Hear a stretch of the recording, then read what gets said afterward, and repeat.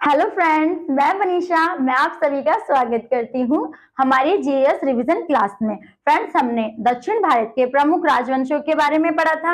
हम आज भी उसी कक्षा को अपनी आगे बढ़ाएंगे। हम दक्षिण भारत के प्रमुख राजवंशों के महत्वपूर्ण क्वेश्चन लाए हैं जो हमारी आने वाली परीक्षाओं के लिए बहुत महत्वपूर्ण है। हम अपनी कक्षा को अब आगे बढ़ाते हैं। ठीक है फ्रेंड्स, भारतीय इतिहास में चोल शासक किस प्रकार के प्रशासन के लिए प्रसिद्ध हैं? तो ग्रामीण प्रशासन के लिए प्रसिद्ध थे ये लोग। तमिल साहित्य के त्रिरत्न में कौन कौन शामिल थे? तो तमिल साहित्य के त्रिरत्न में पुंगलेंदी, कंबन और ओट्टक शामिल थे। ठीक है। चोल काल में कन्नड़ साहित्य के त्रिरत्न में कौन थे? तो चोल काल के जो कन्नड़ साहित्य में त्रिरत्न थे वो पंपा, पोन्ना, रन्ना थे। फ्रेंड, ये दोनों ही क्वेश्चन बहुत महत्वपूर्ण है हमारी आने वाली परीक्षाओं में के लिए। ठीक है, आप इनको ध्यान से देख लीजिए। किस इतिहासकार ने तंजौर के बृहदेश्वर मंदिर के विवान को भारतीय वास्तुकला का निकष माना है? तो पर्सी ब्राउन ने। ठीक है। किस प्रतिमा को चोल कला का सांस्कृतिक सार कहा जाता है? तो नटराज की प्रतिमा को चोल काल का सांस्कृतिक सार कहा जाता है। फ्रेंड्स, हमारा एक क्वेश्चन ये भी बनता है कि नटराज की प्रतिमा किसके काल में आई थी? तो जो नटराज की प्रतिमा है वो चोल काल में बनाई गई थी। ठीक है फ्रेंड, चोल काल का सर्वप्रमुख बंदरगाह कौन सा था? तो चोल काल का सर्वप्रमुख बंदरगाह कावेरी पट्टनम था। ठीक है। चोल काल में विष्णु के उपासक क्या कहलाते थे? तो चोल काल में विष्णु के उपासक अलवार कहलाते थे। ठीक है। चोल काल में शिव के उपासक क्या कहलाते थे? तो चोल काल में शिव के उपासक नयनार कहलाते थे। ठीक है, नयनार कहलाते थे। किस चोल शासक ने अभिलेखों को ऐतिहासिक प्रशस्ति के साथ लिखवाने की शुरुआत की थी? तो राजराज प्रथम ने की थी इसकी शुरुआत। ठीक है फ्रेंड, दक्षिण भारत का कौन सा राजवंश अपनी नौसेना के लिए प्रसिद्ध था? तो दक्षिण भारत का चोल वंश जो था वो अपनी नौसेना के लिए प्रसिद्ध था। ठीक है, चोल वंश जो था। गुर्जर प्रतिहार वंश की स्थापना किसने की थी? तो गुर्जर प्रतिहार वंश की स्थापना नागभट्ट प्रथम ने की थी। ठीक है फ्रेंड, ठीक है। कल्याणी के चालुक्य वंश का महानतम शासक कौन था? तो कल्याणी के चालुक्य वंश का महानतम शासक विक्रमादित्य 6 थे। ठीक है फ्रेंड, विक्रमांक देव चरित के लेखक कौन है? तो विक्रमांक देव चरित के लेखक बिल्हण हैं। फ्रेंड, ये बहुत इंपॉर्टेंट क्वेश्चन है। ठीक है, ये हमारी 12th के आने वाली जो 12th के बाद जो परीक्षा होती है उनमें आने वाले क्वेश्चन है। ठीक है। पुलकेशिन द्वितीय ने हर्षवर्धन को हराकर कौन सी उपाधि धारण की थी? तो पुलकेशिन द्वितीय ने हर्षवर्धन को हराकर परमेश्वर की उपाधि धारण की थी। ठीक है, ये फ्रेंड्स, आपको पता है हर्षवर्धन को हराने वाला एकमात्र शासक पुलकेशिन द्वितीय ही था। आप इसको नोट कर लीजिए, बाकी स्क्रीनशॉट ले लो। चलिए फ्रेंड्स, अब आगे बढ़ते हैं। बादामी या बतापी के चालुक्य वंश का सर्वाधिक महान राजा कौन था?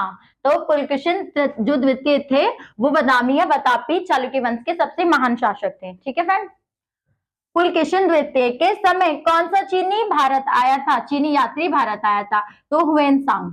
ठीक है, ये तो आपको याद ही होगा क्योंकि हर्षवर्धन के काल में भी आया था, ये दोनों साथ के ही हैं। बैंगी के चालुक्य वंश का सबसे शक्तिशाली शासक कौन था? विजयादित्य। प्रतिहार वंश का सबसे प्रतापी शासक कौन था? तो प्रतिहार वंश का सबसे प्रतापी शासक मिहिर भोज थे। ठीक है। किसके आदि ब्रहा उपाधि धारण की? किसने आदि ब्रहा उपाधि धारण की थी? तो मिहिर भोज ने की थी। ठीक है फ्रेंड्स, अरबी यात्री सुलेमान किसके शासन काल में भारत आया था? तो अरबी यात्री जो सुलेमान है वो मिहिर भोज के शासन काल में भारत आए थे।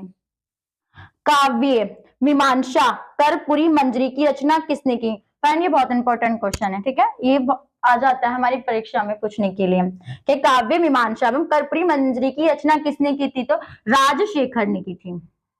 बगदाद निवासी अल मसूदी किसके शासन काल में भारत आया था? तो जो बगदाद निवासी अल मसूदी है वो महिपाल के शासन काल में भारत आया था। राष्ट्रकूट वंश का संस्थापक कौन था? बहुत इंपॉर्टेंट क्वेश्चन है, मतलब पूछ लेते हैं दक्षिण भारत में से। तो दंती दुर्ग थे। ठीक है, दंती दुर्ग ने अपनी राजधानी कहाँ बनाई थी? तो दंती दुर्ग ने अपनी राजधानी मान्यखेत में बनाई थी। ठीक है, एलोरा की विख्यात गुफा मंदिर का निर्माण किसने करवाया था? तो कृष्ण प्रथम ने करवाया था। ठीक है, ये क्वेश्चन भी बहुत अच्छा है फ्रेंड्स।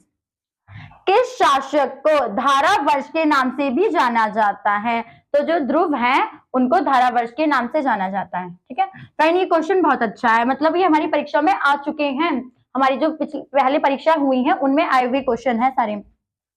आदि पुराण के रचनाकार महावीराचार्य तथा गणित सार संग्रह के रचनाकार अमोघ कृति, ठीक है, किसके दरबारी थे? तो ये अमोघ वर्ष के दरबारी थे। इनके बारे में जरूर पूछा जाता है, ये हमारी ऐसा क्वेश्चन है जो हमारी आने वाली परीक्षा में पूछा जा सकता है और पिछली परीक्षा में तो ये पूछे जा चुके हैं। फ्रेंड, इस क्वेश्चन में आपको दो क्वेश्चन के आंसर मिलते हैं। एक तो ये आदि पुराण के रचनाकार कौन थे? तो आदि पुराण के रचनाकार महावीराचार्य थे, तथा गणित सार संग्रह के रचनाकार कौन थे? तो गणित संग्रह सार के रचनाकार अमोघ कृति थे। ठीक है फ्रेंड्स, अब हमारा क्वेश्चन है, राष्ट्रकूट वंश के किस शासक ने कविराज मार्ग नामक ग्रंथ की रचना की? तो अमोघ वर्ष ने की थी। किसके शासन काल में अल मसूदी भारत आया था? तो राष्ट्रकूट शासक इंद्र तृतीय के शासन काल में अल मसूदी भारत आया था। फ्रेंड, हमारी आज की क्लास यहीं समाप्त होती है। ठीक है, हम मिलेंगे अपनी नेक्स्ट क्लास में। और जो बच्चा हमारी क्लास से पहली बार जुड़ रहा है वो हमारे चैनल पे जीएस की प्लेलिस्ट में जाए, वहां पे आपको हड़प्पा सभ्यता से लेके अब तक का सारा कंटेंट मिलेगा जिसमें बहुत महत्वपूर्ण क्वेश्चन है। और जिनको ये सब कुछ डिटेल से पढ़ना है वो हमारी भारत के इतिहास की प्लेलिस्ट में जाए, वहां पे आपको ये सब कुछ डिटेल से मिलेगा। Thank you.